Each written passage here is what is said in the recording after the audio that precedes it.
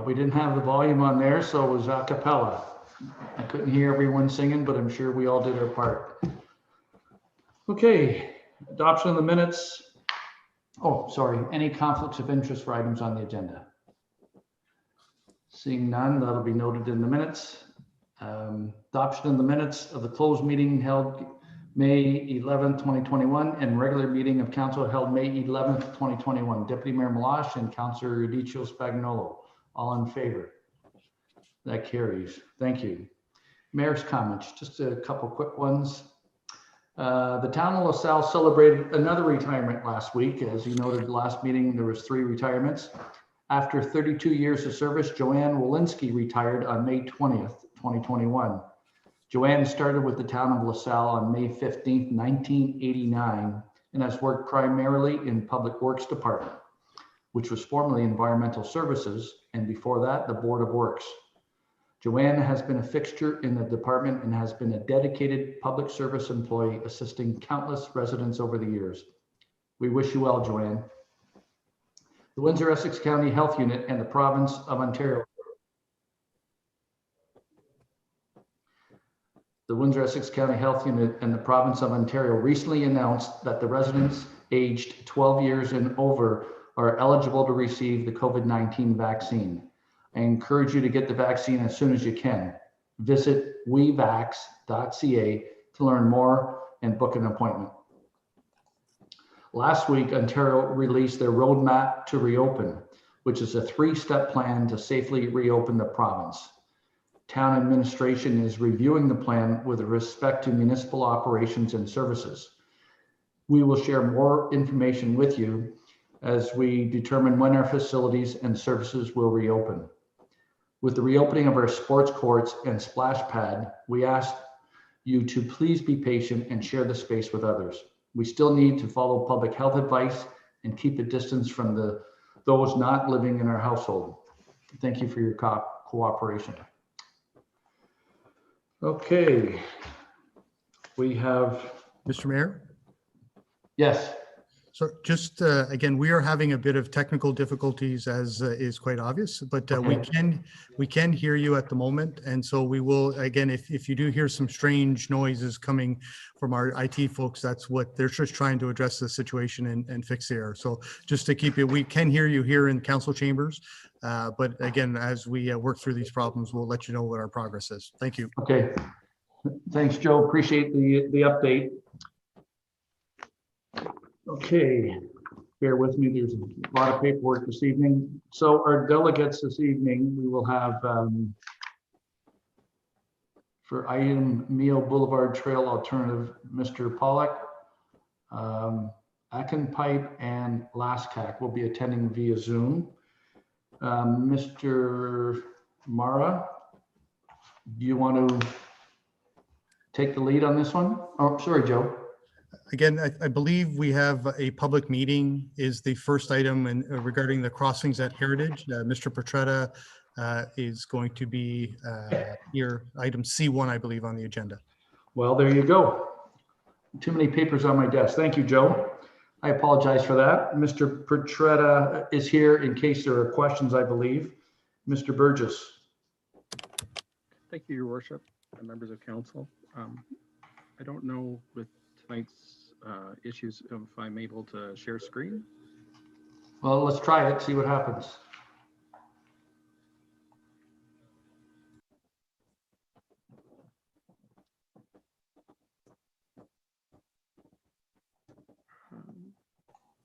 It's working, Alan. Is it? Yes, we can see it. All right. You can see the site plan? Yes. Okay, great. Sorry about that. So the applicant before us tonight is with respect to a proposed rezoning for 1.8 hectares of land located at the corner of Mary Drive and Sandwich West Parkway. The rezoning, or the site-specific rezoning, is to increase the permitted density as well as a reduced side yard. The subject lands are designated residential in our official plan, and it is in full conformity. The site plan before you contains 2 apartment-style buildings containing 148 units in total. There is an accessory garage with 16 parking spots and the total site has a total of 223 parking spots provided. We're in full support of the application and along with the proposed conditions. Thank you, and I'm available for questions at the appropriate time. Thank you, Mr. Burgess. Council questions?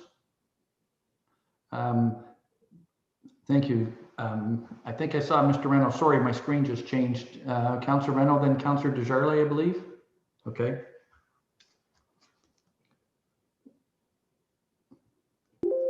Thank you, Your Worship. Through you to Alan. Alan, considering we're changing the density here, is this something that had to go through the planning review process? This matter did come before the planning committee, and there was no attendance at that meeting. We've only had 2 inquiries. One was with regards to the location of the proposed reduced interior side yard, which we've highlighted on the council agenda package. It's between the existing building and a proposed building, but it has no effect on the proposed access into the building. The second item was a resident was concerned about the rear corner of the proposed building along Mary Street, and it's in full compliance with the required rear yard setback of 50 feet. Okay, thank you. I'm happy with that.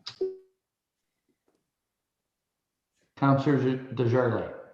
Thank you. Through you, I'm not sure if this would go through Alan or Mr. Petretta can answer. Are any of these units going to be accessible units? Good evening. Thanks for giving me the opportunity to talk to you guys about the project. We have a requirement through the building code to provide a certain percentage of the building as accessible units. So, Okay. And that happens on every floor and every style of suite. So what's the percentage, or how many would that be on a floor, Mr. Petretta? I don't know that answer offhand, but I believe we Okay. have, and Alan might know that, but I think we have 2 per floor, plus fully Okay. accessible in terms of exterior access and elevators within the building. So 2 per floor, you said? I'm sorry? I believe, and it might be even more. I don't have the specific code requirement. An architect did that review along with the building department. Okay, and then you would have, of course, then the correct number of accessible parking spots? That's correct. Our number of parking spots conform with the local parking bylaw. Okay, good. Thank you so much. Appreciate it. You're welcome. Any other council questions? Council's pleasure. Moved by Councilor Desjardins, supported by Councilor Akpata. All in favor? That carries. Thank you, Mr. Burgess and Mr. Petretta. Okay, now we can go to the delegations for Mayo Boulevard Trail Alternative.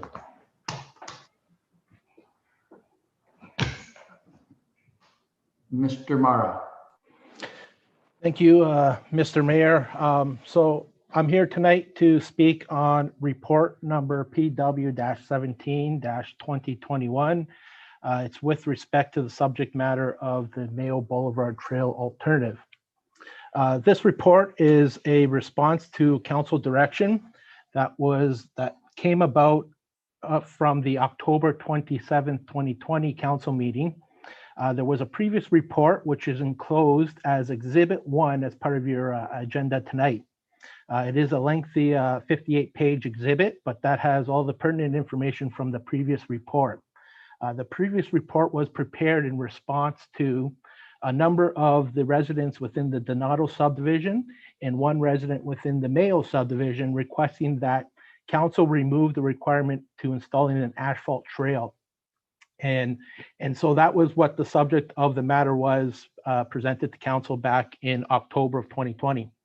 At that meeting, council referred the report back to administration. The direction from council at that time was to review alternatives to achieving the active transportation intent of what the original proposed trail on Mayo Boulevard was going to provide. So with that, here we are tonight to review that alternative. Mr. Mayor, if I can, I will share my screen. I have a number of images that I'd like to share. So first, I'd like to go through what the active transportation intention was, and then I'll speak to the number of options and then summarize what the recommendation of tonight's report is. The active transportation component of the Donato subdivision, and hopefully you can see my screen.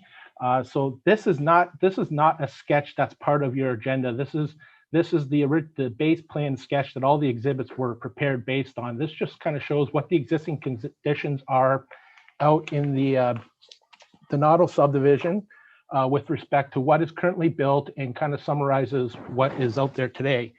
The proposal is to build an asphalt trail, and you can see the existing asphalt trail that exists for this small one, this across one lot within the Mayo subdivision.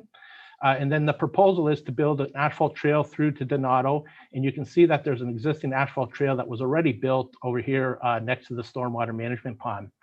The intention is to follow the guides of the active transportation master plan, which provides for a asphalt dedicated separated cycle facility, active transportation facility off the road on a collector road. And certainly Mayo Boulevard is a collector road from Seven Lakes Drive northerly. You can see that depiction here. If you look at Mayo Boulevard in this location, the right-of-way width is 20 meters wide. And you can see that the widening of the right-of-way occurs at Seven Lakes Boulevard at an intersection. And it increases from 20 meters wide to 22.5 meters wide. So it is designated as a collector road. Mayo Boulevard is designated as a collector road from Seven Lakes Drive northerly. And hence you can see why the road platform has widened, as well as a number of the other facilities increase within a collector right-of-way. The town standard within a collector road is it is meant to carry larger amounts of traffic. So therefore we want to get pedestrians off of the road and cyclists off the road and provide them a in boulevard pathway where it is more comfortable for families and those people who want to be comfortable utilizing those types of facilities. That is kind of the overall intention of what the overall intention was for this trail as part of the Donato subdivision, and eventually it was part of the Mayo subdivision. So with respect to the original proposed option, this diagram depicts what the original proposed option is. This is Exhibit 2 that is contained within your report. As part of the Donato subdivision, the extension of this asphalt trail, 3-meter wide asphalt trail, was to traverse across the 3 properties here that were part of the Donato subdivision, provide a crossing of Donato Drive, and carry on through to the north. Since there was some discussion last time when we were here in October about this trail was actually going no place. And subsequent to that October meeting, this is kind of showing a depiction of what is currently imminent to happen on Mayo Boulevard. So currently, there is a development that is happening on Mayo Boulevard, basically from Laurier up to the terminus of where Donato subdivision left off. And again, it's a proposed collector road, a 22-meter wide road. It is a wide road platform, and the same asphalt trail is to be extended right up to Laurier. Certainly, you can see here that across the Donato subdivision, we cross 3 properties. We come across this location here where it's already existing. It crosses where an existing stormwater management pond is. There's a new neighborhood park that is to be proposed to be built right here. We continue with the asphalt trail along the east limit of Mayo Boulevard. There are 4 lots of part of this land core subdivision that this asphalt trail has to cross in front of, and then it crosses along the side yard of this mixed use building lot here and connects into the trail on Laurier. So the active transportation network begins to take shape and take hold as subdivisions begin to come online, and it recognizes the overall master plan that has been put forward to help guide the town's administration and council and developers on what needs to be built, when it needs to be built, and in the facilities that are there for recognizing overall benefits to the community. With respect to alternatives, sorry, let me rotate this back to the standard view. With respect to alternatives, the only alternative to providing active transportation component on Mayo Boulevard to Seven Lakes Drive is to include on-road bike lanes. And then that would transition the concrete sidewalk. That would transition to a concrete sidewalk to be installed on the east side of Mayo Boulevard. In order to achieve that, as it was depicted earlier, the road platform is not wide enough. It transitions from a narrow, because we transition from a standard local road and we transition to a collector road, the road platform itself is narrow to the south of Seven Lakes, and it has to eventually widen out. In order to provide proper on-road bike lanes to achieve the same intent of the active transportation component to connect the residents to Seven Lakes Drive, there is a significant road widening that has to occur at this location, and it's depicted as this grayed out area within this sketch. So within this sketch, the curb has to be pulled out, the road has to be excavated, and things of that nature have to be relocated. I think there's a light standard in here that would have to be relocated, and a number of driveways that have to be fixed up and redone. In addition to achieving on-road bike lanes, Mayo Boulevard, again, would have to be posted as no parking, because as you introduce bike lanes on the road, there would be a requirement to post no parking on the road. And certainly that would cause some headaches for those residents who front onto Mayo Boulevard at those sections for trying to accommodate visitors and such. So that is what the proposed alternative is for this work. That cost for this proposed alternative is about $115,000. There's some significant road work that has to happen and some significant restoration of driveways. That does not include the concrete sidewalk. I still assume the concrete sidewalk would be built by the developer, but certainly it does include effects of what the road widening has to occur. With respect to this proposed alternative, it does have some drastic impacts, as I mentioned, to the subdivision to the north, the Land Corps subdivision, because again, that is not currently set up to accommodate. Again, we would have to go back and revise that subdivision agreement with that developer, and there may be some additional costs with respect to how that would happen. The third alternative, which is not shown and it's not recommended, is to replace the asphalt trail through this location with a concrete sidewalk. Again, there's been some correspondence that the developer and the residents are proposing to take care of that from the aspect of what would be proposed to come forward. Certainly that is a gracious intention from the developer and the residents.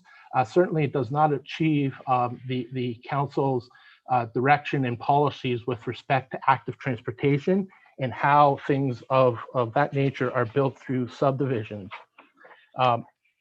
Again, this council and other councils have been recognized, and LaSalle has been recognized as a highly interconnected community with walkable and cycle-friendly neighborhoods.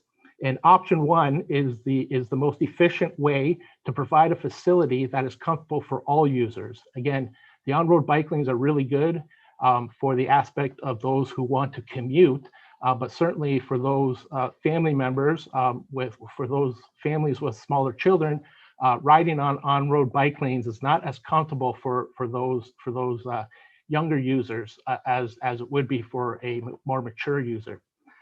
Certainly the aspect of how and where this location changes, it does happen, that transition does happen at an intersection. It is where the transition from a local road to a collector road occurs. It's depicted, it's clearly depicted as the right-of-way. It's clearly depicted as the way the road is currently built in the location. And certainly that is some of the matters that lie before council tonight. So with that, the recommendation of tonight's report is to proceed with option one as it was originally intended. That is contained on Exhibit 2 and provide direction for the developer to carry on and finalize the subdivision. As part of the submission, there was some delegates who provided some submissions, and I prepared this sketch here. which does show how Mayo Subdivision would have been developed. What you see there in red, the lines that you see in red were proposed to be the concrete sidewalk. So the concrete sidewalk was to be built, again, when Mayo Subdivision came along, the active transportation plan was not in place. When Donato Subdivision came along, that active transportation master plan was in place. So there was a transition period between the timing of these developments. This piece of sidewalk across this one last lot was not built at the time.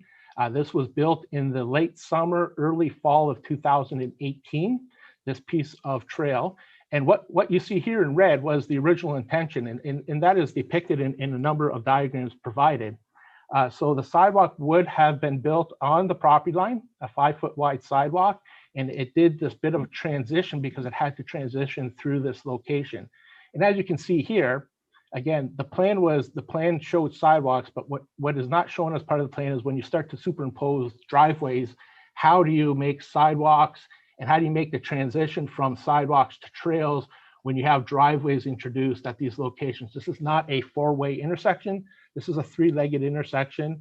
And unfortunately, at some point in time, something has to occur on the side where you don't have this location. Even from the aspect of providing proper wheelchair ramps when you have a driveway, it's very difficult at this location because you can't put tactile plates in along the entire driveway. You can't put, and if you try to isolate tactile plates in a small section of the driveway, this becomes very difficult. So you do have to modify intersections when the subdivisions are built on how these pedestrian, whether it's sidewalk, whether it's trails, anything, how they conflict and how they work with driveways of the proposed homes. Certainly, that is one of the aspects of what was occurring.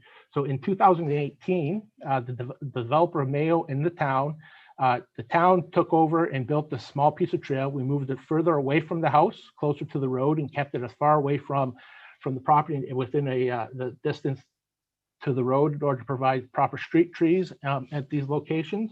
And that is what was completed in 2018. And through the Donato subdivision, again, that's just a simple extension to follow that same sort of curvature of the road up to Donato Drive as a 3-meter wide asphalt trail. Certainly, Mr. Mayor, I'm just going to stop sharing for a second here. Certainly, there is indications that that this is a unique situation, and I would have to agree that all situations in the town are unique. We administratively, we are dealing with public rights of way for the greater good of the community. We're also dealing with people who front onto those public right of ways in the immediate location. So every situation is unique. Every situation is special. So certainly, with respect to that, the town has developed policies. It has developed master plans in order to be able to bring forward solutions that are consistent and that we can try to do our best practices to take every situation into consideration. Certainly, we have these master plans in place. We have a number of policies in place. We have a number of standards in place that provide us direction, that also provide developers direction on what to build and how to build it, and the standards of what is required to develop in LaSalle. So with that, Mr. Mayor, the 2 recommendations from the report before you tonight are that council receive the report and that council carry on and continue to finalize the Donato subdivision and build the 3-meter wide asphalt trail as it was originally proposed as depicted in option 1. So with that, Mr. Mayor, I'm available for any questions or if you wish to proceed with the delegations. Thank you, Mr. Mara. We'll proceed with the delegates. I believe Mr. Pollock is ready to go. And just a friendly reminder, you have 5 minutes. Thank you, Your Worship. I appreciate it. Your Worship, members of council, there's the word precedent is mentioned in the materials, but we say to you, the residents of these 4 properties, that there are 2 important precedents that you can set tonight. The first is the town of LaSalle should never approve subdivision agreements that are inconsistent with an existing subdivision. This is why this happened. You had the Mayo subdivision agreement with the sidewalk, and then the Donato subdivision agreement was stuck right to it with trails, inconsistent planning, That should never be allowed to happen. Nowhere in the town of LaSalle have you ever approved a single subdivision that involved a trail and a sidewalk connected in the same block. Nowhere. So the precedent that you set here tonight, we ask you to consider, will be that you won't approve subdivisions that don't merge seamlessly with the other. And that's something that administration can take note of. The second precedent that you can set tonight is, what about your taxpayers? Mr. Lashak, you can correct a wrong. He purchased a property in accordance with a subdivision that called for a sidewalk. He's not getting that. And if you look at page 65 of your materials, you'll see his letter in which he outlines. And you'll see attached to these materials, FOI documents that we obtained that show that his sidewalk was given away by the developer because the developer wanted to get his security back, security deposit back. Mr. Lashak had no knowledge of that. And that's a wrong that you can right tonight. We don't agree, the residents don't agree with the option number one. And the cycling option is not an option. Option number 3 is what we propose that you give serious consideration to. It's at no cost to the town, no cost to the town. But when we look at the report that's been filed, I ask you to consider the following. It ignores the Mayo Subdivision issue of Mr. Lashak. It ignores the safety component of putting cyclists, encouraging cyclists and pedestrians to use the same path, a sidewalk and a trail. It cites Langcore Horizons, but nowhere is there found a stretch of sidewalk in Langcore Horizons, that's a subdivision to the north, that involves a sidewalk and a trail stuck together. Nowhere. So no decision here will impact Langcore because Langcore has no plan for a single contiguous block or side of the street that involves a trail and a sidewalk together. So there's no bad precedent here set for Langcore.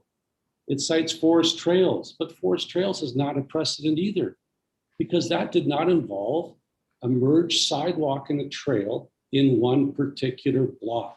And that's what we're talking about in terms of planning. We ask you to consider option number 3.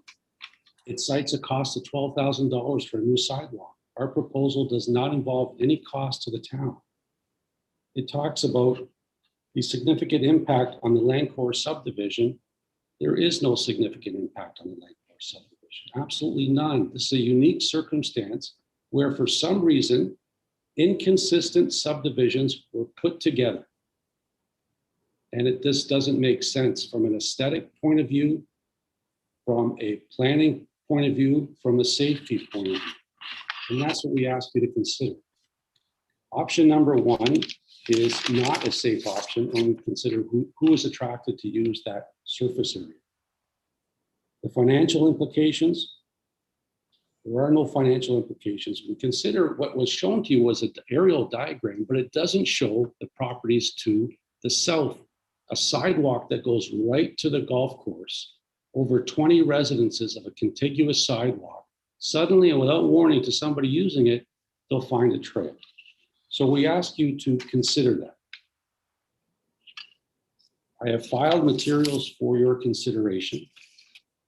We've gone through and gone to Mr. Donato, the developer, who's undertaken the cost of the removal of Mr. Lashak's asphalt trail and installation of a sidewalk at no cost to the town. You have a resident that's going to speak next. His name is Mr. Akindepe. It's a very esteemed neighborhood, and as far as this process encouraging community engagement, it certainly has. Mr. Lanre Akindepe is a distinguished engineer and a resident of LaSalle and a resident that's affected on that street. And so I would concede my time to him to allow him to address you with respect to his observations. I trust that the written materials are instructive. We also provided a video that shows Mr. Piazza dealing with kids on bicycles that merge from the sidewalk to the trail for you to see, because the aerial photograph that's depicted doesn't show the difference between 9 meters and 4 feet, or rather 3 meters and 4 feet. It just doesn't. And we ask you to consider that, and thank you for your time. I'm here to answer any questions that you may have. Thank you, Mr. Pollock. I give Mr. Akindipi, I'm sorry I pronounced it wrong. I probably will butcher it again, but there was no time left over to pass on. Mr. Say it for me once. Akindipe. Akindipi. Okay, thank you. The floor is yours. Hey, good evening, Mr. Mayor and members of council. My name is Lanre Akindipe, and I live on Mayo Boulevard. As a background information, I'm a transportation engineer who has over 20 years experience in transportation engineering. I'm also a licensed professional engineer in Ontario, and I've worked in different municipalities in Canada and companies even outside Canada. I've been involved in so many projects over the years, involving boulevards, bike lanes, sidewalks, etc. And I'm here tonight to express my opposition to the proposed plan to install an asphalt in Boulevard MultiUse part on Mayo Boulevard. I will be speaking specifically tonight on the technical details. So when I moved into the neighborhood last year, and I noticed the asphalt part in front of the 7229 Mayo Boulevard, my first instinct was that it was a temporary construction, pending when houses on Mayo Boulevard will be fully developed. Then the asphalt will be removed and replaced by a concrete sidewalk, just to be consistent with what we have existing on Mayo Boulevard, because that's the way it should be. I was caught back just a few days ago when I got in a mail about a proposed trail, and that caught my attention, and I decided to read more about it. I read previous reports, and I decided to provide my engineering input based on my experience. So I'm going to use, there is a manual that we use as engineers, which we use here in Ontario as well. It's called the Ontario Traffic Manual. It's called the OTM, Book 18. And we make use of this manual in references and as a tool when we make decisions, especially regarding things like in Boulevard multi-use or shared use part. And the manual has so many criteria, and I'm just going to mention a few that applies to this project. So number one, it talks about connectivity and directness.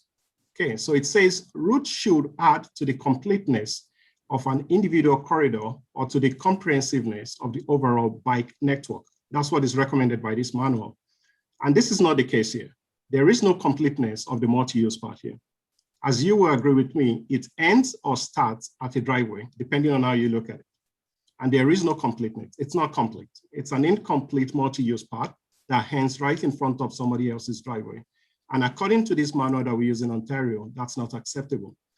Also, this manual states that the implementation of small sections of disconnected bike facilities, so this disconnected bike facilities, is unlikely to provide meaningful connections. That's what the manual says for cyclists, that uses this kind of facilities. Number two, it talks about access and potential use. So it says cyclists are more inclined to use a bikeway network if it's located close to key points of origin and destination. Again, in this case, because it is a multi-use pathway that does not have a key destination point. I understand at Lore Parkway, I understand the connection going north on Mayo Boulevard, but that's not the issue here. The issue is actually going south. It's that conflict between having a multi-use path and a sidewalk. The manual states that one of the areas that should be considered, again, are recreational places like parks. So the multi-use pathway would have been more ideal if it connects to a park and not end at somebody else's driveway. Number three, it talks about safety. The safety and risk exposure of cyclists must be considered when making decisions like this. The factors that influence the level of safety and risk exposure for a particular bikeway includes user conflict. And as you will agree with me, there is a conflict here. At this location, there is a liability risk here. If the asphalt multi-use part were to be installed, should a cyclist using this multi-use part run into a pedestrian, most times kids, using this sidewalk, that's an issue there, right there. I use this park quite often, and I see kids, a lot of kids using these sidewalks. And you can imagine that conflict between somebody going on a bicycle, possibly at night, and a kid going on that sidewalk. A kid will not expect to see a cyclist, coming directly towards him or her. I also went through the town of LaSalle's transportation master plan, and in one of the sections, it talks about connection to points of interest. That's what the master plan talks about. such as schools and open spaces. Again, this multi-use pathway does not connect.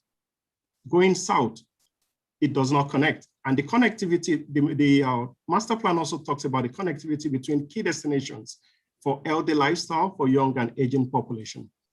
Again, like I said, this does not support the transportation policy. Lastly, as engineers, we typically design to meet the user's expectation. That's what we design for. No surprises. You design to meet users' expectation. And I want you to look at this, for example, if you're riding your bicycle on Donato, which I did just a few days ago, you're riding on Donato, you're right on the road going west on Donato, and you're trying to go to the park south on Mayo Boulevard. What you're going to do is you go on the road on Donato Drive, and the person will have to ride on the road, get on the proposed multi-use path on Mayo Boulevard. You go on the road, you get on the multi-use path, and after 4 houses, you go back on the road. To me, that doesn't add up. That is not consistency. And to me personally, that's not a good engineering practice. Again, we designed to meet users' expectation. The OTM manual, which I referred to, talks about cyclists usually find it difficult to rationale between dismounting and walking. And what will eventually happen is you see cyclists going on the sidewalk, and we don't want that. I went around the town to look at various examples, especially those referred to in the reports, and I couldn't find one. This Mayo Boulevard is a very special case. It's different from every other locations. And as you can see from what was even said earlier, Mayo Boulevard can be seen as a local street, and going north of it is a collector street.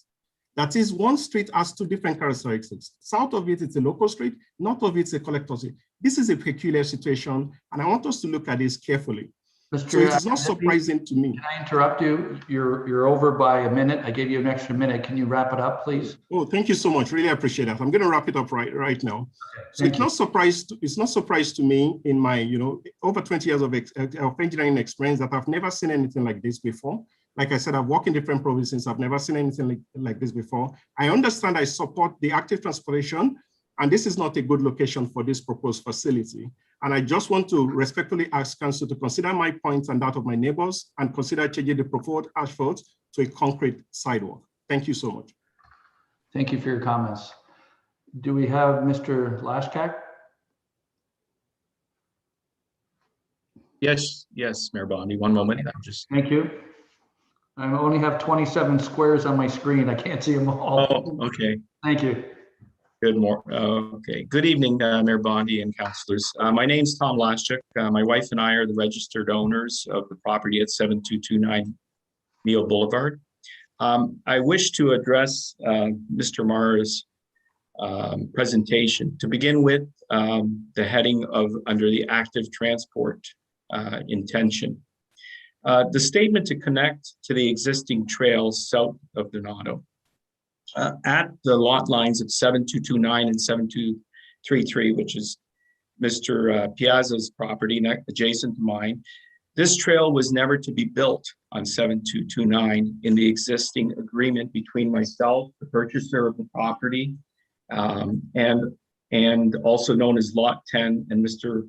Ralph Mayo. What contractually we agreed upon, and specifically, was a concrete sidewalk and 3 trees, for which he was paid a total of $5,200 upon purchase of the property. A copy of this was supplied to council for the meeting on October 27, 2020. Ralph Mayo informed me that he turned over payment of the concrete sidewalk and trees to the town to be completed as he and I agreed upon. This is shown in the email, which I also submitted a copy to council on the October 27, 2020 meeting. The asphalt trail at 7229 Mayo was never identified as part of the Seven Lakes subdivision agreement. And as such, it was never registered on the title of all the properties within the Seven Lakes subdivision. Although Mr. Mara said it was registered only in the Donato subdivision. So it's, as for Mr. Neal, after the funds were received by the town, they proceeded to install the asphalt trail in front of my house without any notification to myself, the homeowner, or Mr. Mayo. The asphalt just appeared. So I put it forward to the town. I'm just curious, is it legal? And is this the new direction of the town council to break or change purchase agreements between purchasers and developers, altering registered title land agreements that are in place without being liable? Mr. Mara also provided options as alternatives, and the original proposal in his option 2 was to install a bike lane, and with changes also to extend all the way up Mayo Boulevard to Laurier Parkway. Why? This is already, they have a separate purchase agreement set up with Lancor Horizons Subdivision, and you would be setting no precedent by leaving that as asphalt. We are only asking for consideration of the small corridor of the 4 houses, 7229, 7233, 37, and 41, extending from 7 Lakes Drive to the Donato intersection with Mayo Boulevard. Public safety is our concern as well, as the asphalt starts and stops at 7229 instead of it being continuous, and the break in the surface from the asphalt to concrete will pose a greater hazard, we believe, than having a concrete form all the way through. As currently exists, Donato and Mayo intersection seems to be as the retention pond seems as a natural terminus for the asphalt that would come from Laurier Parkway and end at Donato and proceeds currently around the stormwater retention pond already. Mr.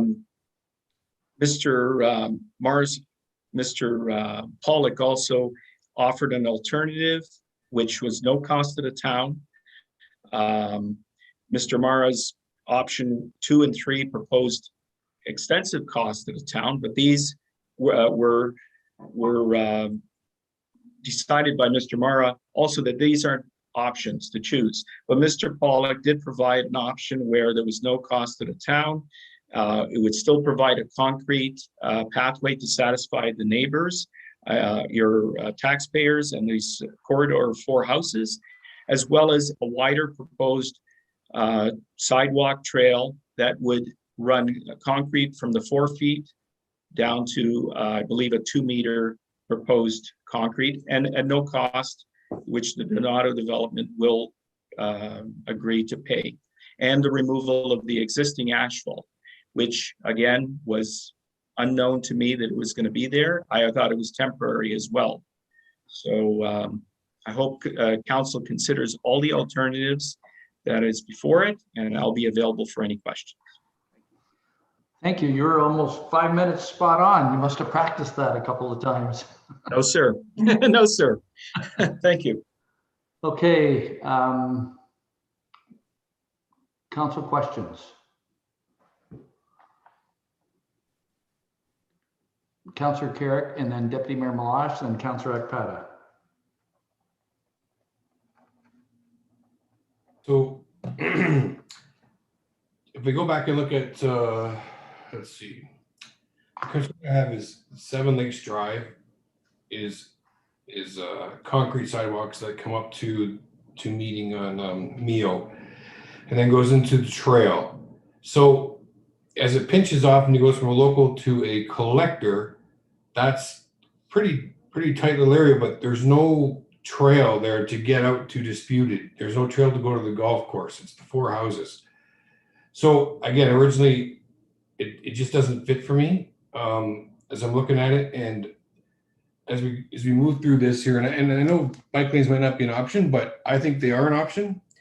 I think that potentially we could look at maybe down the road, we could look at bike lanes, maybe to a 5 to 10 year implementation period of bike lanes that might go into Mayo Drive, might not, but at least that gives us an option to stay true to what we're being told from our administration. So having said that, now understanding as we move forward, we have a report coming this fall about alternate parking on all the streets in the south, or not all the streets, but the majority of the streets in the south. I'm assuming a collector versus a local for emergency purposes would look at using that as alternate parking. So that would negate any bike lanes. So basically what I'm saying is we could put the sidewalk in the 4 houses. Once we go through with the alternating parking on either side for emergency services, then that would negate the bike lanes so that the trail would still continue from Donato going over to Laurier. So it takes care of everybody at the same time. And that's how I feel. And that's the option I would be looking at putting forward. Thank you. Thank you, Councillor Carrick. Mr. Mara, you put your hand up. Yeah, thank you. To Mr. Akindipi's point about the system providing connectivity, that is absolutely true. Unfortunately, a system does not get built in its entirety at one stage. If there's an opportunity within the previous report, there was figure 64 from the active transportation master plan. And certainly that depicts the trail, the active transportation network that proceeds on Mayo Boulevard headed north from Seven Lakes Drive. It also shows as a medium-term alternative. So this puts it into the 2025 to 2031 timeframe of introducing active transportation on Seven Lakes Drive from Mayo to Disputed. Again, that's a future project. Recognizing that when we prepared the active transportation master plan, all of that was practically completed. So we had to identify that as a medium to long-term solution. And certainly the active transportation master plan shows all the connectivities to all the various points of destination. It also brings in and ties in the neighborhoods to all those points of destination. All those active transportation components do pass by schools eventually as they get built and as development occurs. Unfortunately, it is a matter of when subdivisions are built, a developer only owns so much land, so he builds to his limit. The next developer carries on a road or an extension of that particular aspect or that facility, and then the next developer carries it on until it eventually all connects. And that's in essence what we have in front of us with respect to what is occurring out here. Is we have an overall active transportation map that shows a complete full build out, which was something in the range of $30 to $40 million. But certainly a lot of that was coming from new development that was going to be on the backs of developers to do. And there was part of that was eventually going to become the town's component. So certainly it is a very good point that, again, it seems as though right now it doesn't connect to points of destination, but it will in time, trying to recognize the overall master plan that is developed with all those standards and all those ideologies behind it and the engineering science behind it to provide that overall connectivity of an overall system of trails, active transportation, sidewalks, and it also looked at the road network as well. We combined the entirety of that master transportation plan. And again, master transportation plans are updated on a 5 to 8 year basis, 10-year basis. This was really our first true master plan that was completed in 2020. So certainly as the years go by, this plan does get updated from time to time, and the standards do change. OTM Book 18, which is the one that governs bike lanes, it is in the process of having a major update if it hasn't been completed yet. But certainly these standards change, and what was used to be acceptable for one subdivision has now changed as you progress to another subdivision, and you have to adapt at those locations where they interface the best we can, and that's how we did it in this situation. Thank you, Mr. Mara. Deputy Mayor Malash. Thank you very much. I guess my question is more surrounding, I'm looking at the map, so sorry if I'm kind of going back and forth. So it shows here that there are existing trails off of Laurier Parkway coming down Mayo Boulevard, going past the pond that would lead into another trail system, I guess, that would go on to Donato Drive. It continues down Mayo and stops, according to the plan, at 7229. It does not continue further past the Seven Lakes Drive because why?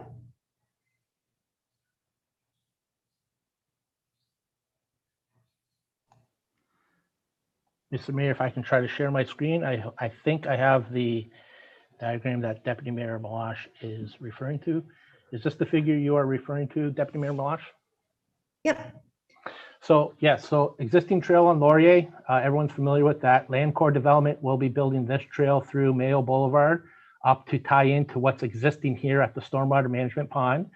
This is existing through along the stormwater management pond. There is one that heads down here and just circles back around the stormwater management pond. It doesn't proceed any further down Donato Drive. So then the intention is that this carries on through as an asphalt trail, which is the subject of this report, across these three residents that are part of the Mayo Subdivision, ties into an existing asphalt trail, which is in front of Mr. Lashuk's property, 7229 Mayo Boulevard. And again, that is what Mr. Lashuk was speaking about, that was originally intended to be a sidewalk. Prior to the sidewalk being placed, the intention overall expansion of the network was identified. What is part of the active transportation master plan is that this will eventually transition into some form, and I don't know what it is just yet, because again, this is going to be a fully built out road. It's going to have houses on it. The south side of Seven Lakes Drive is mostly side yards, and there is a few front yards there. But this can transition at some point in time as part of the overall transportation master plan, active transportation master plan.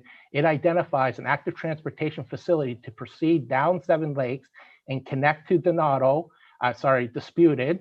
And it also ties in with the future extension of Leptis Magna Drive, which will then bring you through that subdivision, connect you over to the new public grade school, to the Vollmer, and all of those facilities as well. That is what the overall encompassing plan is. Again, the master plan looks at it at high level. As we progress and proceed to different stages of it, we then start to implement the various projects. So right now, yes, this does start at this location because again, it's the collector road. It's the change from a collector road to a local road at this particular intersection. And eventually this will tie into more things progressing to the west. Similar to this discussion was in October, we were talking about this trail went nowhere to the north. And now it's imminent that this piece will carry on eventually and tie into Laurier, which will bring these residents of these neighborhoods off of the road, starting at this location onto the trail and traversing this trail to get onto the trail along Laurier and then proceeding into the town system. There are 4 houses that do front onto this particular section in front of Land Corps. So certainly, depending on what occurs here, we may be faced with similar requests here. So we do have to bear that in mind, that eventually these trails do go in front of people's houses on collector roads. And certainly those are the aspects of eventually over time, as the system matures, these are the future connections. I will stop sharing and hopefully that provided you the answers you're looking for. Yes, I think my question, I guess, is more to those 4 houses and then the continuation from there is sidewalk. And are we just assuming that we're going to be getting a lot of bicycles, rollerblading traffic coming off the Seven Lakes at that intersection? That's why we want to transfer it over to the trail, because it is odd for the town to have a sidewalk and a trail meet. I mean, we've discussed it before, not wanting to have those two things combined for safety purposes, but we're going to do that right here. So am I assuming we're doing this because we're expecting a heavy load of traffic coming off of Seven Lakes to get to Laurier? I guess I'm just not sure why these 4 houses, I guess, are the focus. Thank you. Through you, Mr. Mayor. We are achieving the council's approved active transportation master plan. Again, there was a map put forward as part of that active transportation master plan, and it provides that connection and the future expansion to proceed westerly down Seven Lakes to Disputed. So that is what is being implemented here. We do have situations where we have trail going straight into a sidewalk. That happens on Normandy, where you have a sidewalk and goes into a trail and it transitions. Again, I've been here 10 years. I know there's folks who have been here longer than that. I have not heard of any concerns in my 10-year tenure here with respect to that location. Certainly it is not ideal. Those were done decades ago prior to any of the various standards. And as we continue to mature our system, we do intend to carry out improvements and make recommendations to council, future councils on recommendations to better our system and to expand our system and provide exactly what Mr. Akindipi was talking about is a well-connected system. But again, it happens over time. It does not happen in short term. Again, if money was no object, again, I'd be the first to tell you that I'd be trying to come forward and get that trail down Seven Lakes and things of that nature. But certainly we have to be cognizant and respectful of budgets and be fiscally responsible as well. Thank you. Okay, and next I have Councillor Akpada. Thank you, Your Worship. I think one of the things that, I want to make sure that I understand it. The two subdivisions abut each other. Subdivision A, where Mr. Lashek's house is, had a different plan. Subdivision B had a different plan, and Mr. Lashek finds himself at what we call, in my mind, I call Checkpoint Charlie, where the two different entities abut each other. I want to remind us that Mr. Lashek has provided documentation that shows that he had paid for and was expecting concrete in front of his house. And that was part of his agreement based on his subdivision, to what I understand. Peter, is that assumption of mine based on Mr. Lashek's documentation correct? Peter? Correct. That is what is in Mr. Lashek's agreement, registered on title, that says he was going to get a concrete sidewalk in front of his house. The town does not charge for that concrete sidewalk. It is the developer's responsibility. How the developer charges for it, we are not aware of that. So how Mr. Lashek paid for it, that is not information that I had known or was privy to or that we require, but certainly there is a development agreement in front of Mr. Lashek's house that says he would get a concrete sidewalk right up against his property line at that location. There's also a development agreement for the other three houses that say they're going to get a asphalt trail, 3-meter wide asphalt trail in front of their house as well. So again, it's a bit of a Checkpoint Charlie, like you had mentioned, that it's in this particular location in this particular block. Well, I guess you've explained, Mr. Mara, something to me that if I take Mr. Lashek's point that he was very concise in his presentation. I had this written, I had this done, I expected this. It was on his paperwork, it was on his title, it was on his deed. And Mr. Mara, you've preempted my second question as to were these other homeowners aware of what was going on their paperwork. I will take Mr. Lashek's point that to deviate from what is written is problematic for me.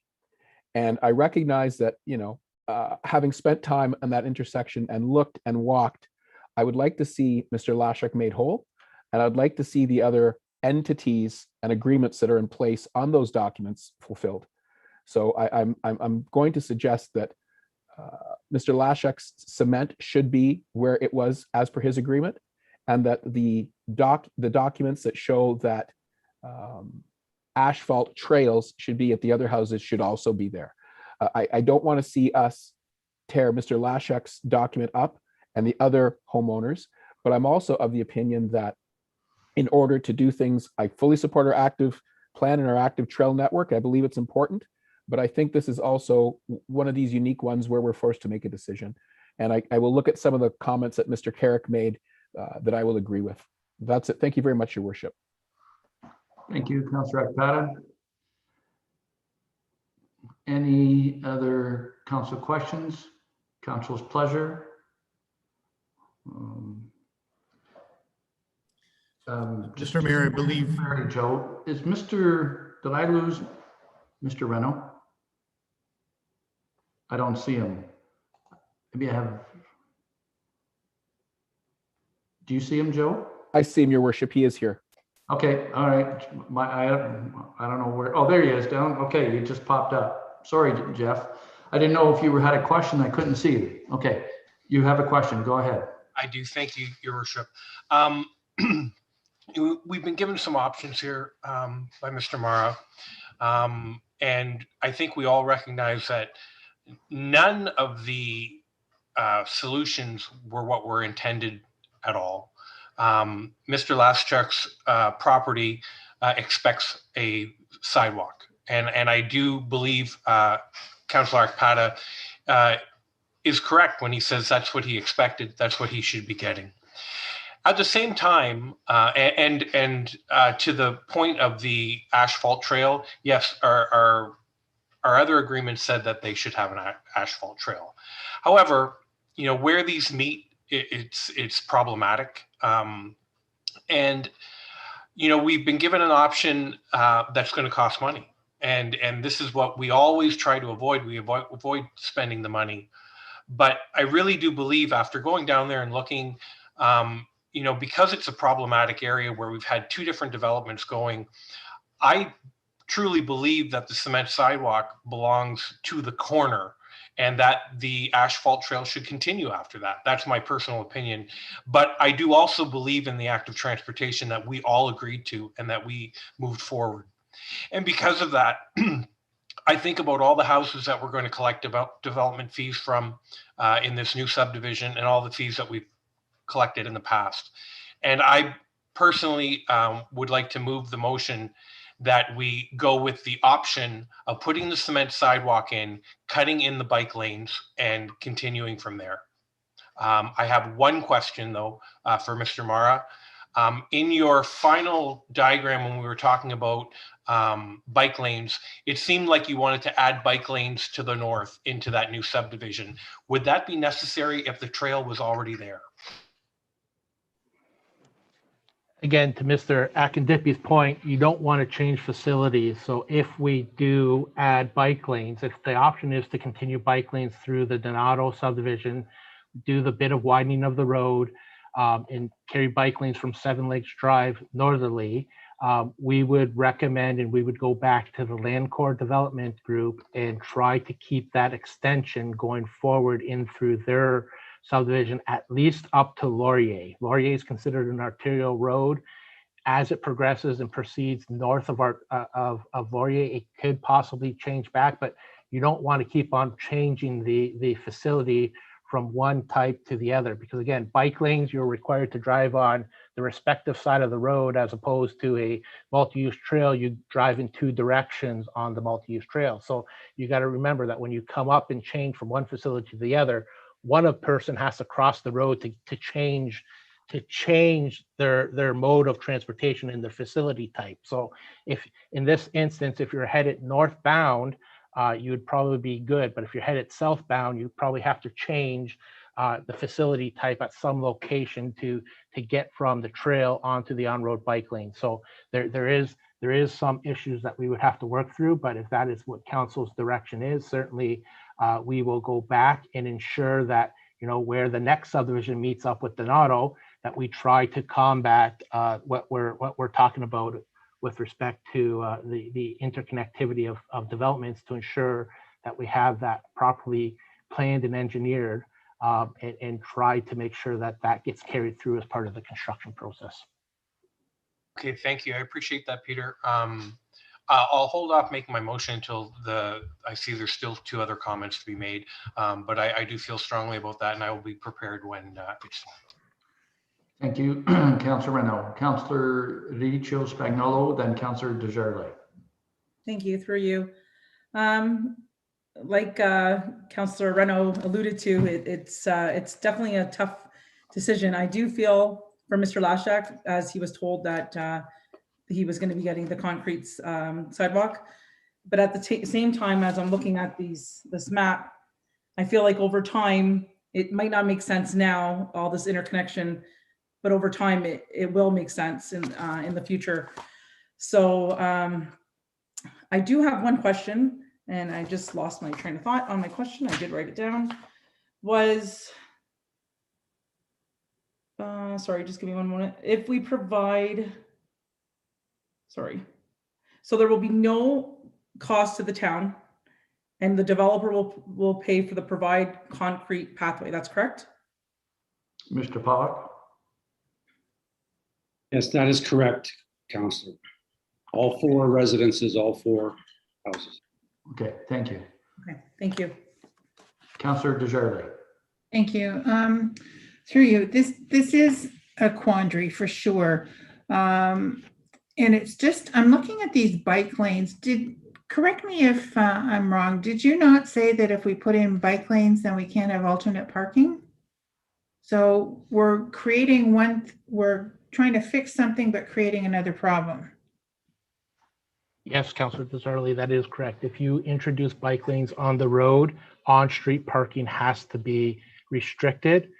so that you cannot have cars parked on the road with the on-road bike lanes. The road platform is not wide enough to accommodate parked cars, 2 lanes of traffic, and bike lanes. Mhm. It would have to be made wider yet, and I don't think we want to get into that aspect. I never really looked at that option, but you're starting to build a fairly significant pavement platform when you start to try to add in bike lanes. And again, what we have here is buffered bike lanes, which we have on Todd Lane with that 2-line paint strip about 2 feet, 0.6 meters apart to provide that buffer between them. So certainly we will have to get through that. As we continue to expand our network as per the master plan, we are going to go across people's front yards in front of their properties where we don't have agreements in place. And certainly in order to recognize going through existing built up areas as part of any master plan, we do need to make changes on the town's public property for the betterment of the community and for that interconnectivity. So there will be points in time where any council will have to face introduction of things that are not specifically spelled out in agreements at some point in time in the future with respect to increasing services, bettering services, or any of that type of aspect with respect to future needs of any sort of overall master plan. Okay, so to add to that, do we expect the developers to pass that information along to their purchasers, or that their lawyers should be looking into, that somebody should be tracking that, yeah, this is what the situation is today, but down the road that could change? So we're expecting the developer to pass that along? I think they should be. Again, in the agreements, we do ask the developers to pass along what is part of the development agreements. And again, the development agreements are there at that point in time to create the building lots. As the town matures and as things progress, for example, again, houses that front onto Malden Road never expected Malden Road to become so busy. So we have a number of agreements for that type of stuff, and we introduce things. Same as Normandy Road, we introduced bike lanes on Normandy Road, but none of those agreements really spoke to bike lanes and things of that nature. As we continue to mature, we will be introducing things on the public rights way across fronts of property. So certainly Mr. Lashuk, Mr. Mayo had communicated properly to Mr. Lashuk as it's been indicated. He was aware that it was a sidewalk. What I don't understand is whether Mr. Donato communicated to these 3 property owners about the future trail that was supposed to be there. I think I recall that he missed that aspect of it for these 3 particular houses, but certainly I stand to be corrected there. But again, that's part of where we're at with how we deal with developments and how we expand our system beyond the particular development to connect into the existing systems that are surrounding each development. Thank you, appreciate it. Councillor Carrick. Thank you, Your Worship. So through you to Peter, first I'll just want to say the reason I made the comments about bike lanes and a 5 to 10 year implementation plan, that gives us lots of time to let the rest of the cycling and the routes catch up, I'll say. Having said that, the back a few years back, bike lanes, is it possible to look at bike lanes through the middle of the road? Does that make any sense? Because I know they do it in Montreal and there's other areas where they have them kind of in the center. So it wouldn't be as much, because I don't want to take away from the potential of having alternate parking for emergency essential services, as we went through that already a few months ago. But this is an alternative that would help us take care of both issues. So is that an option? Certainly, all the options, Councillor Carrick, can be reviewed. It's not a standard that the town has adopted through our active transportation master plan, but certainly in our next update, we can look at those types of facilities, the benefits, the pros and cons of those different facilities. Certainly, it's always an option. So certainly, we would have to look at those in the confines of what that means, but certainly that would be a future review as part of what the ultimate expectations or implementation of the active transportation master plan will be, and it's probably something that would be reviewed at the next update. per se, but then again, we're introducing another type of facility at some point in time, transitioning to existing ones. So again, we're working under the confines of trying to build out something that is currently identified, and certainly we don't want to build stuff and then change something later on to start introducing different facilities. Again, that's where we are in this point right now, trying to standardize what we bring forward and what we want to bring forward from this point forward and from this point on, so that we ensure that we have this consistency between developments and this proper connectivity between developments are all the valid points that the delegates have brought up and that we want to continue to bring forward. Thank you, Your Worship. Thank you, Peter. Councillor Akpata.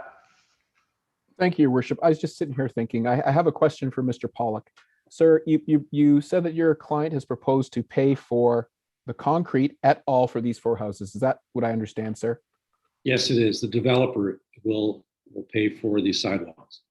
So to you, maybe to Mr. Dedalt, when these folks sell their properties and the old agreements surface, because old documents always seem to find their way up, how will the next purchaser of one of these houses know that the concrete in front of their house is correct or was approved or was authorized as they start to do the research on their house?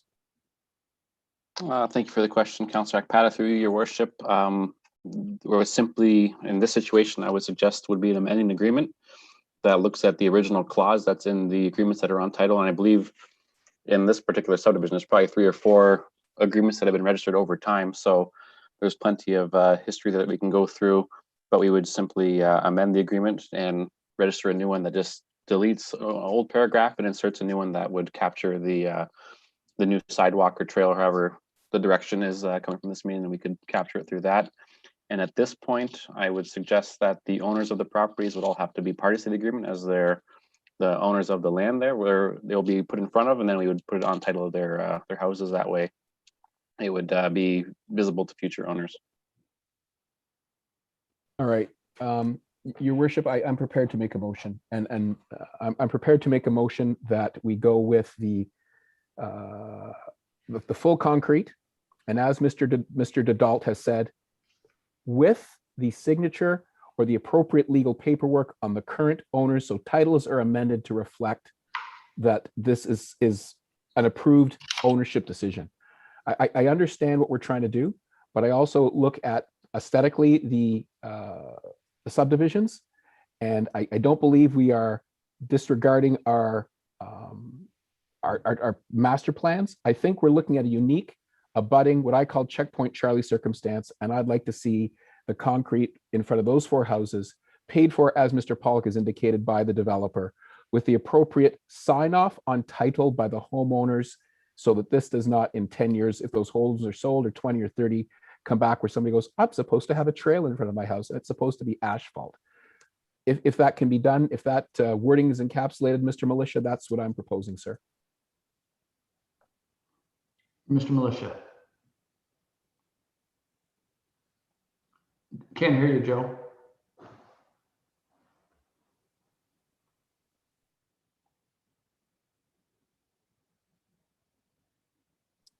How about now? Yes. So this is going to sound a little weird. It's not bad, I don't think. Can you hear me now? Yes. Well, it's still, we're getting that, I don't know what the technical term, Jeff, is, but feedback in the background. The question is, the question is regarding the it's not width of the sidewalk. The width of the sidewalk would be, just bear with me for 1 second. I think I know what Mr. Militia is after. Hear me now. Okay, go ahead, Peter. I think Mr. Militia was looking. Sorry, we continue to have technical wonders here. But the question is, when Councillor Akpata indicated that he was looking for the concrete sidewalk for the width, for the entire width of the sidewalk. So the developer's agreement calls for a 3-meter asphalt trail. Mr. Pollock has represented that the developer is willing to install at his cost a 2-meter concrete. We just want to make sure we get the right width that you're referring to.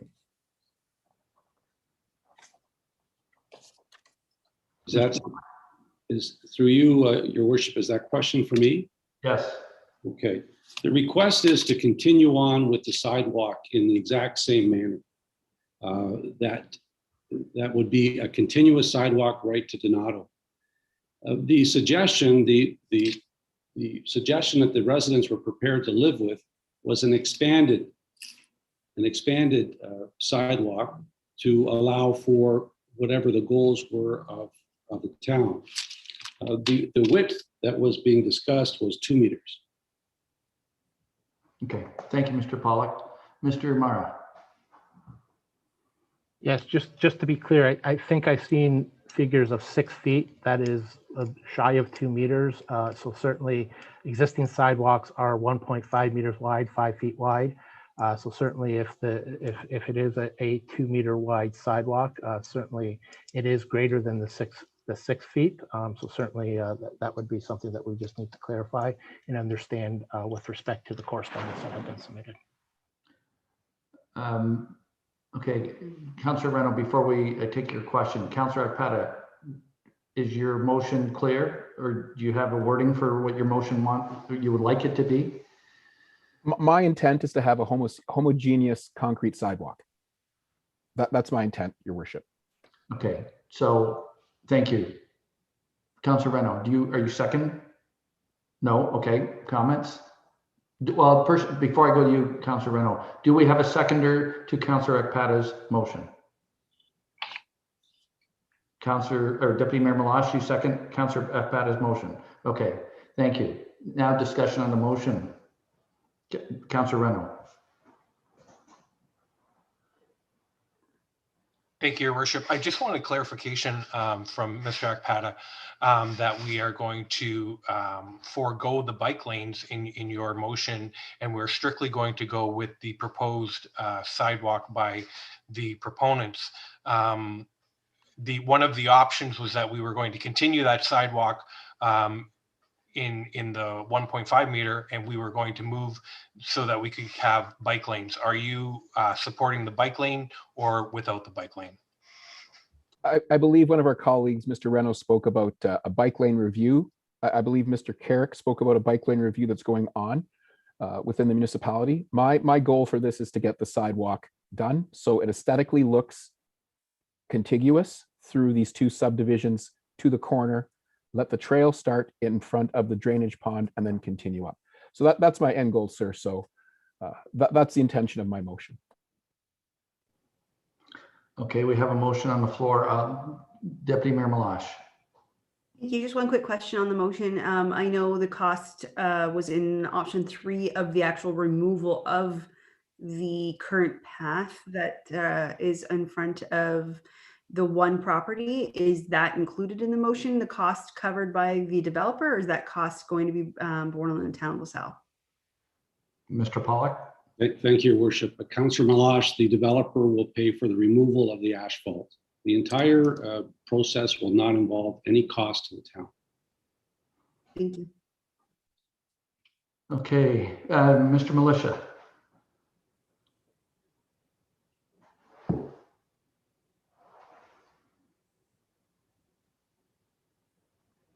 My apologies, Mr.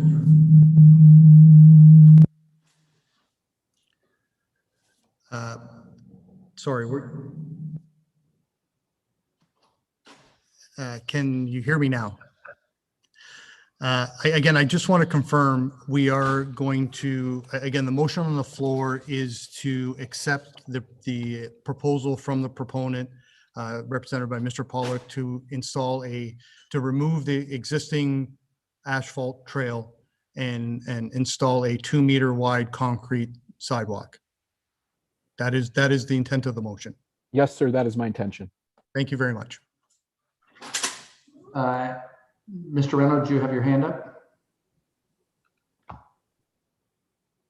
Yes, just in respect to the motion, because we are, although I do want to see the concrete sidewalk continued, I will not be supporting the motion because I do want to see the active transportation spirit kept alive. I do believe that the sidewalk belongs there. I want that noted, but I can't give up the active transportation, so I will not be supporting tonight. Thank you.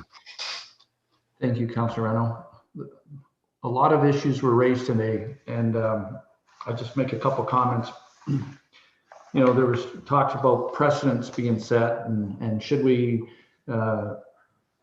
recognize Mr. Laschek's legal document, and then we're going to amend the other document. So it's kind of like, well, I take what I want to believe in and not take what this is. So I'm just going to make changes here and take what I want. I don't like the look of this. But to Councilor Reynolds' point, we are in a situation, and every time people come to council, it seems to, we use this word unique. We have Mr. Mara, who created the active, part of creating the active transportation master plan, and he documented to us where this is going to continue, because there was comments made about this trail, there's no destination. Well, there would be the Vollmer Center when we get our full plan rolled out. There'll be the golf course. There'll be just maybe visiting neighbors and friends. So there are destinations. My concern is we have a master plan, we have policies, and sometimes I hear councilors say, well, we have a policy, let's follow it. Why does it come to council? Now we have policies, but we're not following it. So we're not consistent in what decisions we're making. We're getting 2 meter wide, or sorry, Mr. Pollock, I believe you said continuous as what was there. So whatever that measurement is, Mr. Mara, I'm not going to debate it, but it's definitely not a trail system. And it was brought up last time. This goes nowhere. Well, it is going to go somewhere. And when we continue with the master plan, we have our active transportation master plan, it will even go further. And when we started the Mayo Subdivision, this plan was done before active transportation master plan was done. Now we started it years 2020, I think Pete and Mr. Mara said, and we're putting it in place. So we have to start somewhere. And now we're going, okay, well, let's put in not adequate sidewalk, put in a trail. Maybe we want on street parking, but we can't have our street parking with bike lanes. It just doesn't be consistent in the decisions we're making. I'm just throwing that out there so we look at all the points that were brought up. All the delegates brought up very good points in their favor. Mr. Mara brought a lot of good points in the municipality's favor. This might not affect them short term, but long term it might affect us. If we go down the road of building these trails on, not Mayo, the one in front of the golf course. That's, is it St. Francis? Anyway, the one that goes in front of the golf course, I don't have it in front of me. We're gonna go, oh, we should have had the trail there, because we could go from Laurier Parkway to the potential future fire station, and maybe someone wants to ride his bike to work. We don't know where we're going, but when we purchased that woodland on Normandy for $3 million, everybody thought we were crazy. And we put the trail on Normandy to nowhere at the time. Look at all the homes there. Everybody's going, wow, this is forward thinking. And that's why Mr. Mara makes the big bucks to plan this for our future. And we're going to say, no, Mr. Latchik's right. He's got a legal document. Let's rip it out and put sidewalks. Oh, we have a legal document with Mr. Donato, but he did say he missed, or yes, Mr. Donato, we missed notifying the homeowners, but it's okay. Let's just redo that amendment or the agreement, amendment to the agreement. That's just my feeling on it. I'll leave it up to the board's or the council's pleasure.